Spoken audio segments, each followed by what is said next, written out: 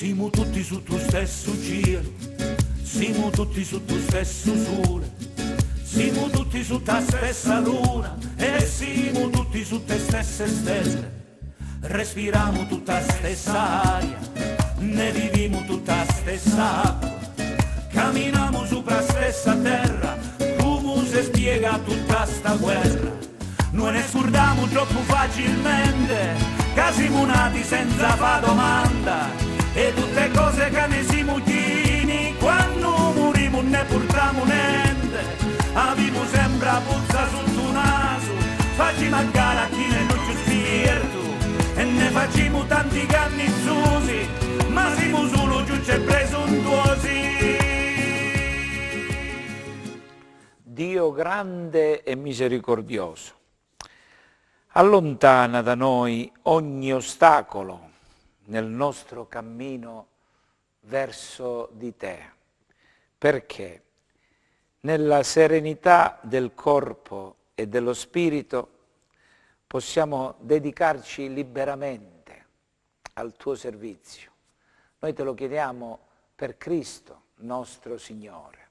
Buona domenica, carissimi amici, quanto è bello recitare queste preghiere che la Santa Madre Chiesa ci fa rivolgere a Dio, ci suggerisce, ci insegna con tanta tenerezza, ecco, mettersi in rapporto con Dio grande e misericordioso e chiedere a Lui che allontani da noi ogni ostacolo, perché noi non sappiamo nemmeno evitarli, gli ostacoli, nel nostro cammino verso di Lui, perché da Dio noi veniamo e a Dio ritorniamo. Non ha importanza il tempo, la durata di questa esperienza, di questa avventura, di questo mistero che è la nostra vita su questo piccolissimo pianeta, in mezzo a un universo sconfinato, che pure che è così grande l'universo, però non mi basta, trova spazio dentro di me. Guardate, perché Gesù in fondo è venuto per dirci che ognuno di noi è talmente grande che niente e nessuno lo può soddisfare. Allora, prima di ascoltare Papa Francesco e introdurci alla liturgia di questa domenica con la sua catechesi del mercoledì, ascoltiamo questo inizio di questa preghiera che un nostro caro fratello Francesco Mottola, Don Francesco Mottola di Tropea, ha scritto, ha recitato, ha chiesto a Gesù, ha detto a Gesù di avere bisogno di Lui. Ecco, noi abbiamo bisogno di questo sposo, come vedremo nel Vangelo. Ecco, preghiamolo un po', Gesù, che non si faccia desiderare troppo, ma venga, che oggi è il giorno del Signore. Ho bisogno di te, come chi ha fame alla sera del pane, dopo il lungo cammino del giorno, per poter finalmente in pace riposare. Ho bisogno di te, come del fuoco l'assiderato, dopo una giornata di duro lavoro, in mezzo a tempeste di vento gelato. Ho bisogno di te, ho bisogno di te, ho bisogno di te, ho bisogno di te.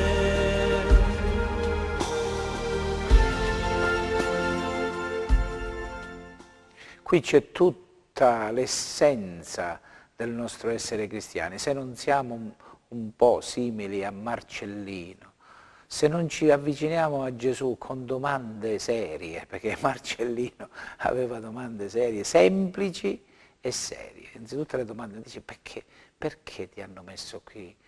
Perché sei qui inchiodato a sta croce? Gli dispiaceva? Perché, che cosa hai fatto?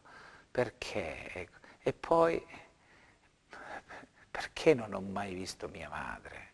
mio padre, ecco, perché Marcellino è stato abbandonato neonato davanti al convento dei frati. Ecco, se non ci avviciniamo a Gesù, perché Lui ci riveli il mistero della nostra vita, ecco. Allora qual è il momento più grande per poter incontrare Gesù su questa terra? Ecco. Il Papa mercoledì ha iniziato una catechesi proprio sul mistero fondamentale, su ciò che è il cuore del nostro essere cristiani,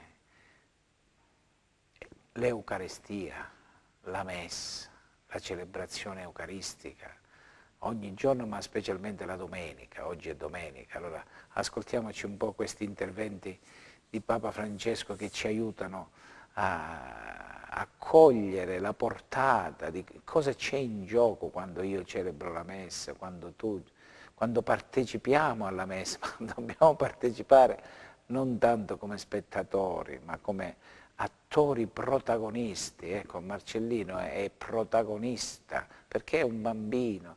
Noi perdiamo quella semplicità, quella freschezza che abbiamo quando siamo bambini e poi viene delusa, ecco, da tanti che ci trattano in un modo inadeguato. Gesù invece ci dice la verità. Ascoltiamo. Non possiamo dimenticare il gran numero di cristiani che nel mondo intero in 2000 anni di storia hanno resistito fino alla morte per difendere l'Eucaristia e quanti ancora oggi rischiano la vita per partecipare alla messa domenicale. Nell'anno 304, durante la persecuzione di Diocleziano, un gruppo di cristiani del Nord Africa furono sorpresi mentre celebravano la messa in una casa e vennero arrestati. Il proconsole romano, nell'interrogatorio, chiese loro perché l'avessero fatto, sapendo che era assolutamente vietato. Ed essi risposero: senza la domenica non possiamo vivere. Che voleva dire, se non possiamo celebrare l'Eucaristia, non possiamo vivere. La nostra vita cristiana morirebbe. Sono parole che ci mettono un po' in imbarazzo, perché chi di noi, diciamoci la verità, sente proprio il bisogno dell'Eucaristia, di partecipare alla Messa, non sentire la predica del prete, perché può essere la più bella predica di questo mondo, ma non abbiamo bisogno di prediche, abbiamo bisogno di Dio. Ecco, ha sete di te, Signore, l'anima mia, dice il Salmo. La più bella predica, se non mi aiuta a partecipare alla passione di Cristo, ecco.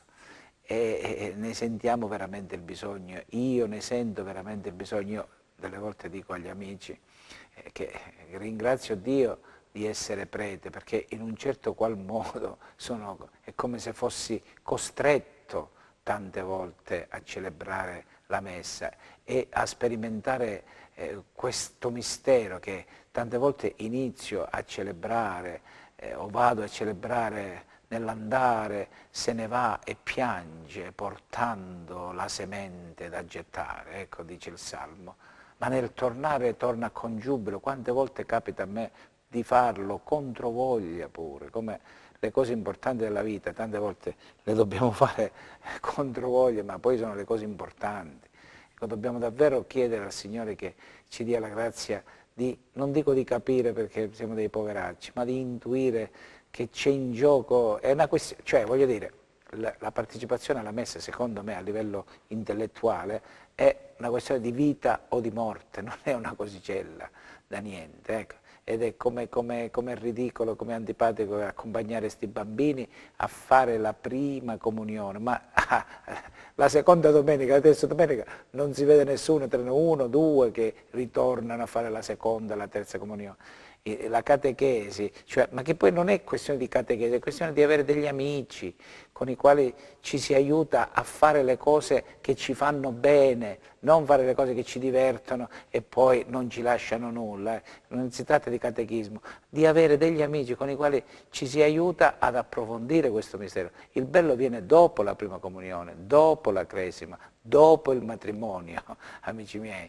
E questa è una cosa che non ci entra ed è triste. Comunque l'Eucaristia rimane quello che dice la Santa Madre Chiesa, la fonte, il culmine del nostro essere cristiani. Continuiamo a seguire Papa Francesco. Partecipare alla Messa e vivere un'altra volta la passione e la morte redentrice del Signore.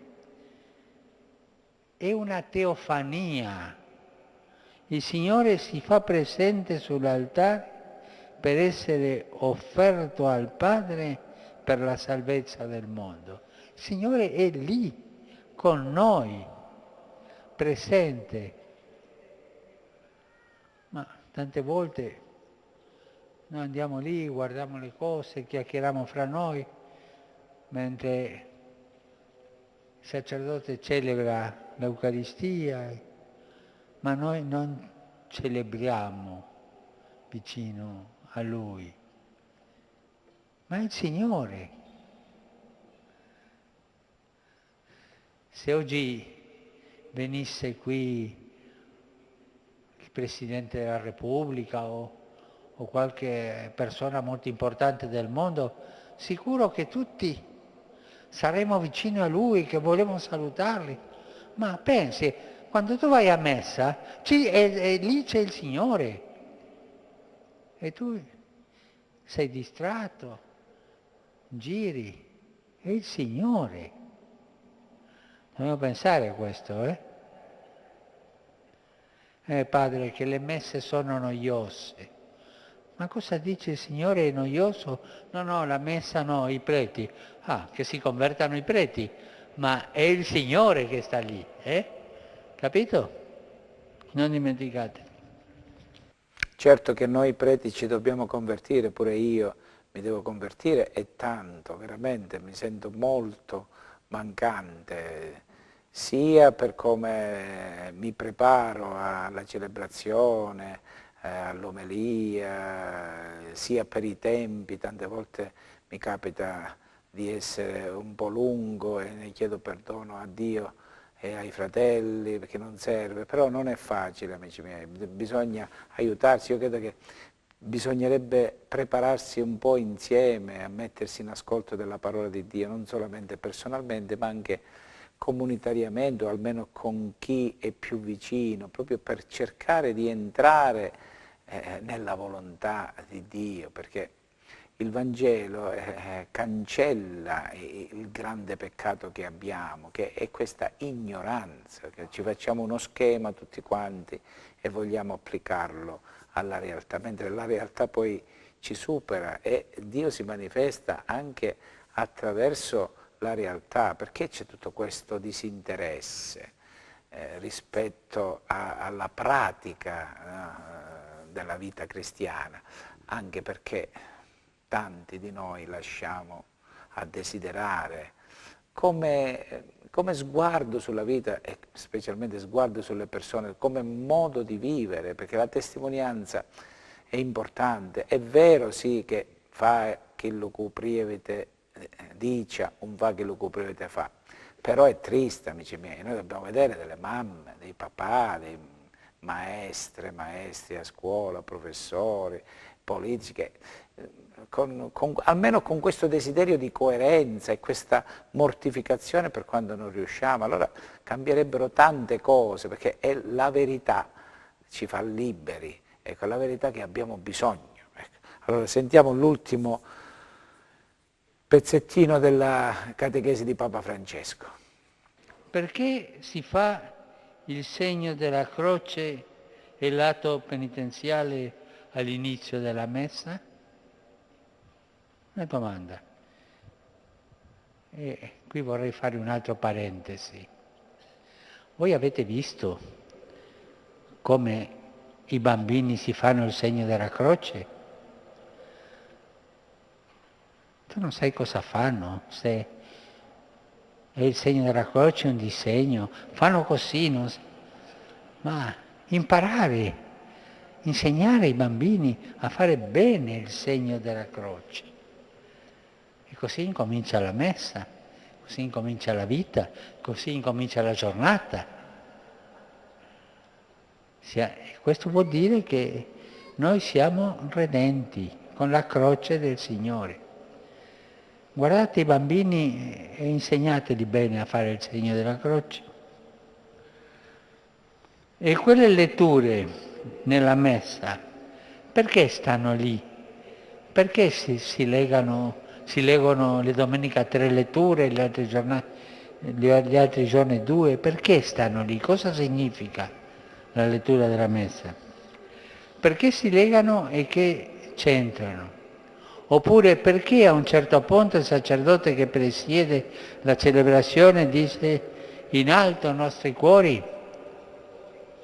Non dice in alto i nostri telefonini per prendere la fotografia, No, è cosa brutta, E io dico, a me dà tanta tristezza quando celebro qui in piazza o in basilica e vedo tanti telefonini alzati, non solo dai fedeli, anche di alcuni preti e anche vescovi.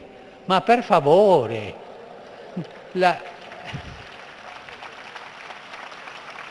messa non è uno spettacolo, è andare all'incontro della passione e la resurrezione del Signore. Per questo il sacerdote dice in alto i nostri cuori. Cosa vuol dire questo? Ricordatevi, niente telefonini,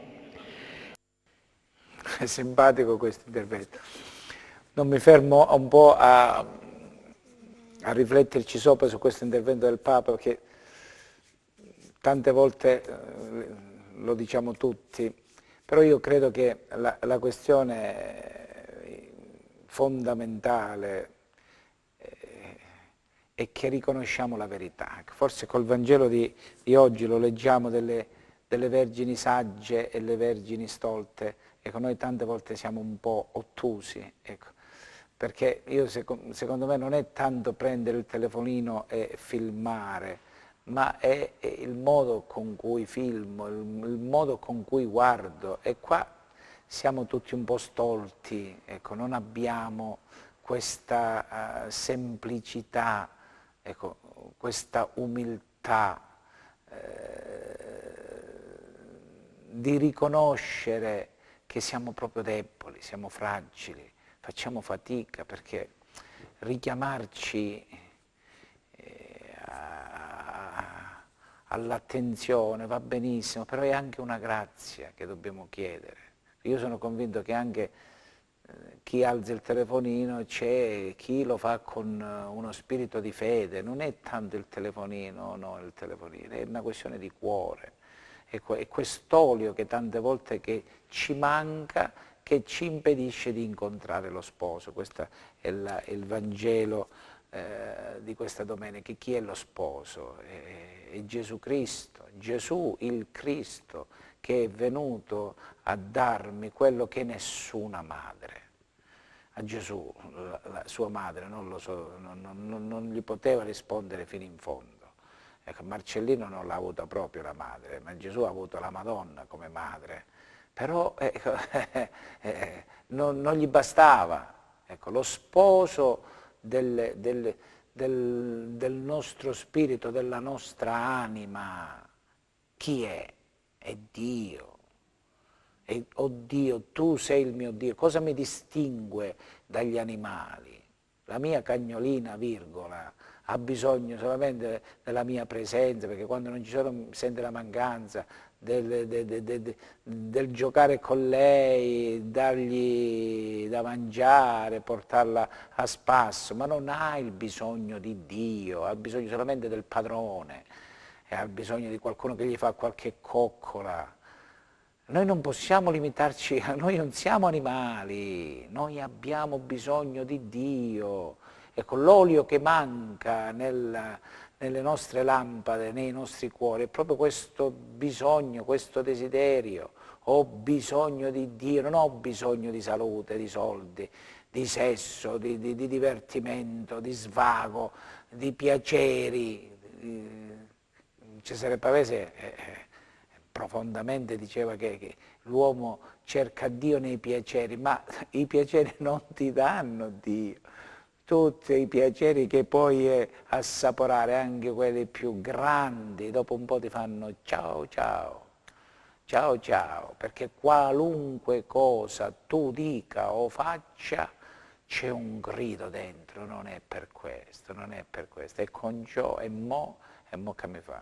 E nell'imminenza di Dio la vita fa man bassa sulle riserve caduche, mentre ciascuno si afferra a un suo bene. Ma questo bene a cui ci afferriamo, qual è il mio bene?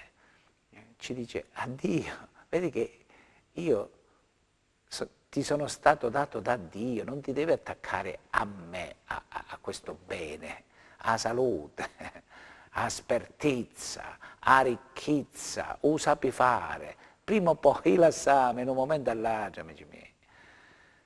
Ecco, questo, oh Dio, tu sei il mio Dio, ecco, questo è l'olio che tante volte ci manca. Dove procurarcelo, con quale moneta procurare, ecco qua entra in gioco la grandezza di ognuno di noi, ecco. Su ciucciu acqua un nevò è inutile capisci, ecco, tante volte noi desideriamo di più nel bisogno, perché un bisogno impara la via, nella prosperità mannaggia la miseria, un capisci niente.